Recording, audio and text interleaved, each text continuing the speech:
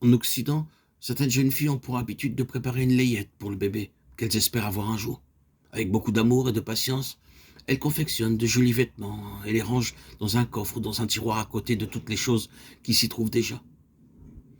De la même façon, le Seigneur Jésus-Christ, notre Sauveur, a commencé à penser en nous et à préparer pour nous de nombreuses bénédictions, bien avant notre naissance et même avant que nous n'ayons été conçus. Il a désiré nous accorder tout ce qu'il possède, tellement son amour est grand. Dans Jérémie 31,3, il dit « Je t'ai aimé d'un amour éternel ». Son amour va au-delà de notre compréhension humaine. Il est si grand qu'il ne peut être compris par aucun de nous avec des sentiments naturels. L'amour de Christ surpasse toute connaissance. Éphésiens 3,19.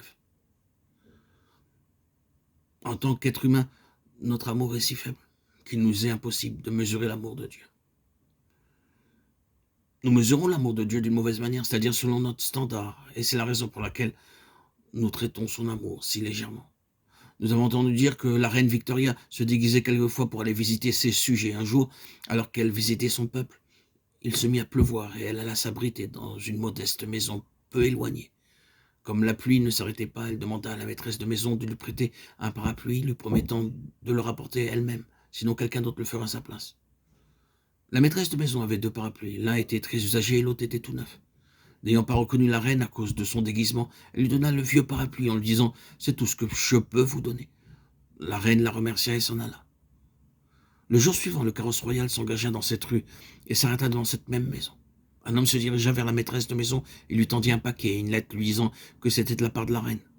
Dans cette lettre, la reine la remerciait de lui avoir prêté le parapluie et elle ajoutait qu'elle lui en offrait un tout neuf en retour. La dame en question devint toute triste. « Je n'aurais jamais imaginé que ce pouvait être la reine, dit-elle. Si je l'avais su, je lui aurais donné le parapluie tout neuf. » Nous ressemblons à cette personne dans notre comportement à l'égard du Seigneur Jésus. Le Seigneur est venu vers nous comme une personne ordinaire, il devint un homme semblable à nous. Il s'est humilié lui-même et a pris la forme d'un serviteur. Personne n'a reconnu sa majesté. Cependant, il est le roi des rois et le Seigneur des seigneurs. Notre grand Seigneur nous a aimés d'un amour éternel et nous prépare pour le royaume à venir. Nous pouvons changer, mais sa volonté et son amour ne varient pas.